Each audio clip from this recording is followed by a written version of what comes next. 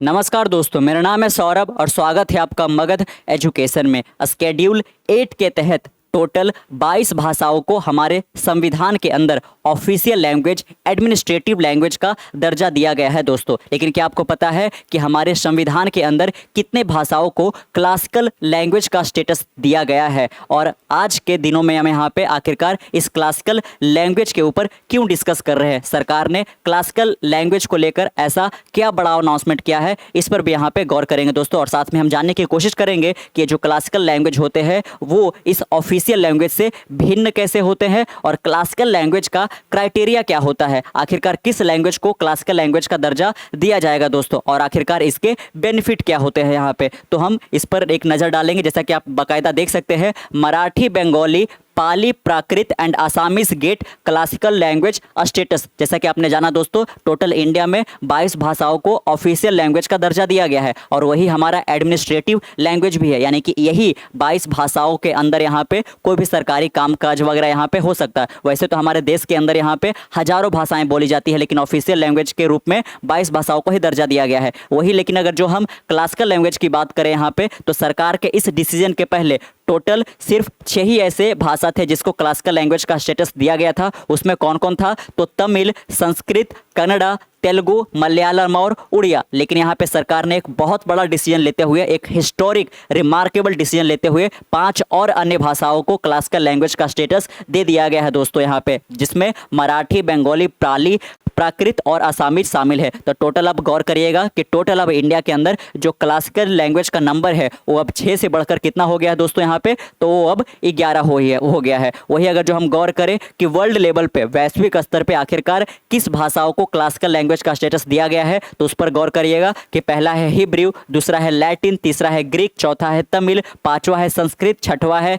Chinese, सातवां है Persian और आठवां है अरेबिक दोस्तों। जिसमें आप गौर करिएगा तो 2 ऐसे भाषा है वर्ल्ड लेवल पे जो इंडियन है, लेकिन इनको इंटरनेशनल रिकॉग्निशन मिल रखा है क्लासिकल लैंग्वेज के रूप में। उसमें है एक तमिल और दूसरा है संस्कृत दोस्तों। जो हमारे वेद पुराण वगैरह है ये सारे के सारे यहाँ पे संस्कृत के ही अंदर यहाँ पे लिखे गए हैं, जो कि एक तरीके से विजडम का बहुत बड़ा सोर्स भी है। चलिए अब यहाँ पे गौर करते कि आखिरकार वो जो क्लासिकल लैंग्वेज का स्टेटस दिया गया है टोटल 11 भाषाओं को यहाँ पे, तो जो कल दिया गया है वो तो 5 भाषाओं को दिया गया है, लेकिन पहले से जो 6 भाषा को दिया गया था, इसको कब यहाँ पे दिया गया था दोस्तों? तो सबसे पहला नंबर पे आता है तमिल, जिसको 12 अक्टूबर 2004 के अंदर रिकॉग्नाइज किया गया था एक क्लासिकल लैंग्वेज के रूप में। और अगर जो हम इसका हिस्ट्री की बात करें यहाँ पे, इसकी एंटीक्विटी की बात करें, तो 500 बीसी से लेकर 300 बीसी तक जाता है, यानी कि ईसा मसीह के जन्म से 500 साल पहले से ही एक तरीके से कह लीजिए कि जो तमिल है वो बोली जा रही है दोस्तों यहाँ पे, यानी कि लगभग 3000 से भी ज़्यादा इसका पुराना इतिहास रहा है। वही अगर जो हम संस्कृत की बात करें यहाँ पे,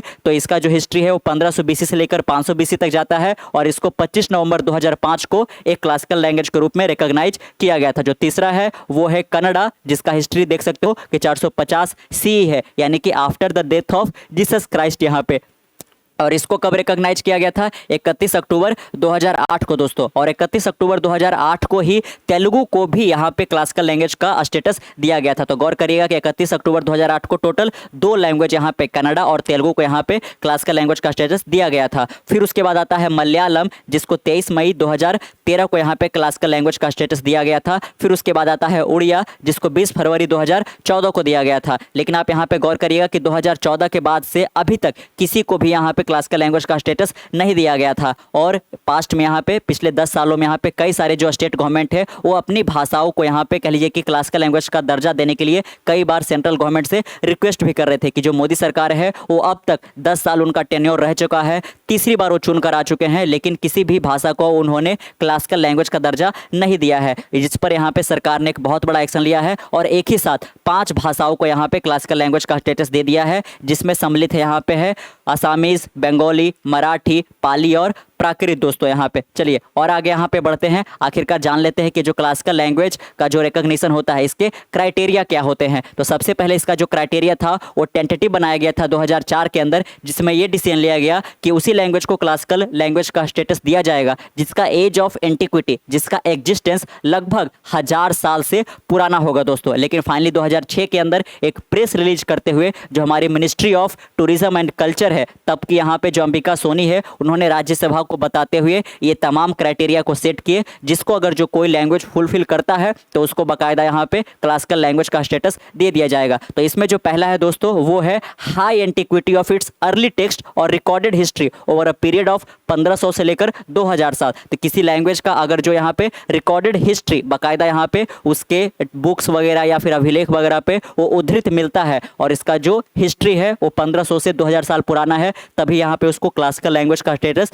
दिया जाएगा। यहाँ पे जो दूसरा है यहाँ पे वो ये है कि a body of ancient literature text which is considered a valuable heritage by generation of speaker. यहाँ पे कि बाकायदा उस लैंग्वेज को उसके अंदर जो एंशियंट यहाँ पे लिटरेचर वगैरह है उसको स्पीकर्स के द्वारा यहाँ पे काफ़ी अच्छे तरीके से एक हेरिटेज के तौर पर यहाँ पे लोगों के द्वारा उसको लिया जाता है दोस्तों। यहाँ पे तभी उसको एक किया जाएगा। मान चलिए कि कोई भाषा पुराना तो बहुत है लेकिन उसका आज प्रचलन काफ़ी कम हो गया, उसको यूज काफ़ी कम लोग करते हैं यहाँ पे, तो फिर उसको क्लासिकल लैंग्वेज का स्टेटस नहीं दिया जाएगा। तो यहाँ पे गौर करिएगा कि जो एक तरीके से एंटिक्विटी है उसका जो एग्जिस्टेंस है वो 1000 साल से पुराना तो होना ही चाहिए, साथ में यहाँ पे उसको आज तक यूज करने वाले कई सारे लोग हैं और साथ में उस भाषा के साथ अपना वो हेरिटेज को जोड़कर देखना चाहते हैं और वो अपने फ्यूचर जनरेशन को पास ऑन करना चाहते हैं दोस्तों यहाँ पे, है ना। तभी यहाँ पे उसको एक तरीके से क्लासिकल लैंग्वेज का स्टेटस दिया जाएगा। जो तीसरा है वो ये है कि literary tradition to be original not borrowed from another speech community. यहाँ पे कि जो भी पर्टिकुलर उस लैंग्वेज के अंदर यहाँ पे जिसको क्लासिकल लैंग्वेज का स्टेटस दिया जाना है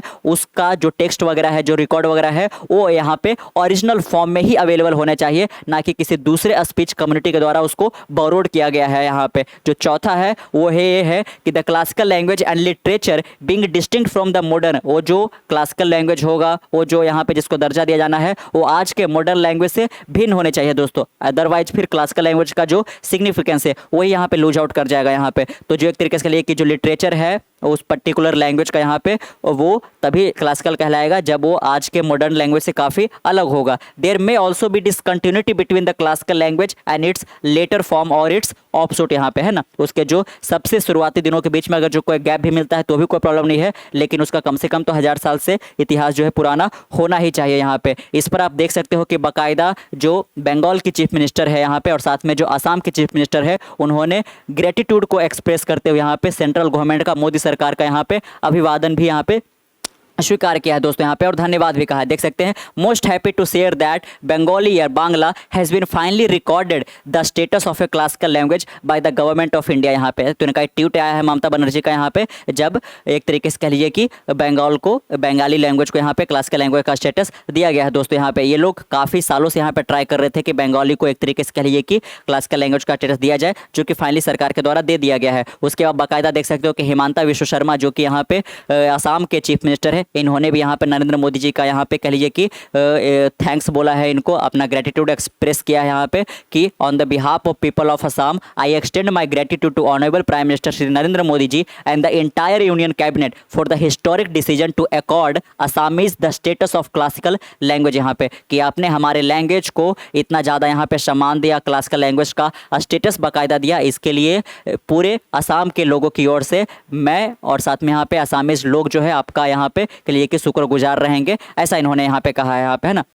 और बाकायदा आप आगे देख सकते हो in a major decision the union cabinet on Thursday approved giving the status of classical language to 5 more language. तो जैसा कि हमने जाना कि 5 और लैंग्वेज को क्लासिकल लैंग्वेज का दर्जा दे दिया गया है और अब टोटल कितने हो गए दोस्तों, तो ये 11 हो गया। 2014 के बाद से, जब से उड़िया को दिया गया था उसके बाद से किसी और को दिया नहीं गया था, यानी कि मोदी सरकार के द्वारा पहली बार क्लासिकल लैंग्वेज को लेकर ये पहला डिसीजन होगा दोस्तों यहाँ पे, है ना। चलिए और आगे यहाँ पे बाकायदा देख सकते हो। चलिए अब यहाँ पे थोड़ा सा ये नजर डाल लेते हैं कि जो ये 5 भाषाओं को दर्जा दिया गया है क्लासिकल लैंग्वेज का, इसका आखिरकार सिग्निफिकेंस क्या है यहाँ पे, या फिर कह लीजिए कि इसको कितने लोगों के द्वारा बोला जाता है। तो जो 5 भाषा है उसमें जो आसामीज है, बंगाली है और मराठी है दोस्तों, ये तो वाइडली स्पोकन है, जैसे कि पूरे असम के अंदर अधिकांश लोग आसामीज बोलते हुए नजर आ जाएंगे, बंगाल के अंदर बंगाली यहाँ पे और साथ में महाराष्ट्र के अंदर मराठी दोस्तों। वही अगर जो हम पाली की बात करें जिसको क्लासिकल लैंग्वेज का दर्जा दिया गया है कल ही के दिन, यहाँ पे ये भी भारत के कई सारे एरियाज में बोले जाते हैं, इसका कोई एक फिक्स रीजन नहीं है दोस्तों, जैसे कि आसामीज आसाम के अंदर, बंगाली बंगाल के अंदर या मराठी महाराष्ट्र के अंदर, लेकिन जो पाली है वो किसी एक पर्टिकुलर एरिया में तो नहीं यहाँ पे एक तरीके से पॉपुलर है, लेकिन वो बिल्कुल फैला हुआ दोस्तों। और इसका जो एक यहाँ पे फैलाव है, जो विस्तार है, वो इंडिया से बाहर भी जाता है, जैसे कि लाओस हो गया, म्यांमार हो गया, श्रीलंका, थाईलैंड, वियतनाम तक भी यहाँ पे पाली लैंग्वेज यहाँ पे फैले हुए हैं दोस्तों। और हमारे देश के अंदर भी, उत्तर प्रदेश और बिहार के अंदर काफ़ी ज़्यादा बोले जाते हैं। It is the language of Buddhist sermon and it also taught in some university. बाकायदा आप देख सकते हो दोस्तों कि जो बुद्धा ने अपना जो उपदेश दिया था वो इसी भाषा में दिया था। और आज के दिनों में भी कह लीजिए कि जो कई सारे यूनिवर्सिटी है वहाँ पे बाकायदा इसको पढ़ाया भी जाता है, इलाहाबाद और पटना के अंदर। और इससे रिलेटेड जो कई सारे यहाँ पे सेंटर फॉर एक्सीलेंस है, ये कह लीजिए कि यूनिवर्सिटी वगैरह है, उसको भी यहाँ पे खोला गया है ताकि इन लैंग्वेज को बढ़ावा दिया जा सके दोस्तों यहाँ पे, है ना। चलिए, और भी बाकायदा आप बेनिफिट दे सकते हो यहाँ पे कि कई सारे जो इंटरनेशनल अवार्ड, नेशनल अवार्ड इसके ऊपर यहाँ पे रखे जाते हैं। जो भी इसके जो एक्सपर्ट वगैरह होते हैं उनको रिकग्निशन मिलता है इसके तहत, ताकि जो भाषा है उसको और आगे बढ़ाया जा सके। और साथ में ये अपने साथ एक एम्प्लॉयमेंट को भी लेकर आता है दोस्तों, कि जब यहाँ पे सरकार रिसर्च पर खर्च करेगी, यूनिवर्सिटी वगैरह बनाएगी, तो वहाँ पे पर्टिकुलर लैंग्वेज के जो एक्सपर्ट है उनकी भी दरकार होगी। और इस प्रकार से यहाँ पे जो एम्प्लॉयमेंट है वो भी लोगों का बढ़ेगा दोस्तों यहाँ पे। Not only in research but also for the preservation, documentation and digitisation of their ancient text. यहाँ पे तो किसी भाषा को अगर जो क्लासिकल लैंग्वेज का स्टेटस दिया जाता है यहाँ पे, तो रिसर्च के लिए तो पूरा टीम यहाँ पे बनाया ही जाएगा। इसके साथ साथ यहाँ पे उस लैंग्वेज को प्रिजर्व भी करना है, उसको डॉक्यूमेंट भी करना है, साथ में उसको डिजिटल भी लेके जाना है। तो साथ में ये कह लीजिए कि इसके साथ कई और भी यहाँ पे जो जॉब का अपॉर्चुनिटी है वो भी खुल कर आता है। तो आपको कैसा लगा आज का वीडियो? क्लासिकल लैंग्वेज के बारे में जानकर नीचे कमेंट बॉक्स में जरूर बताइएगा। मिलते कल एक नए वीडियो के साथ, तब तक के लिए keep learning, keep growing. This Saurabh Sani was next one. Bye bye.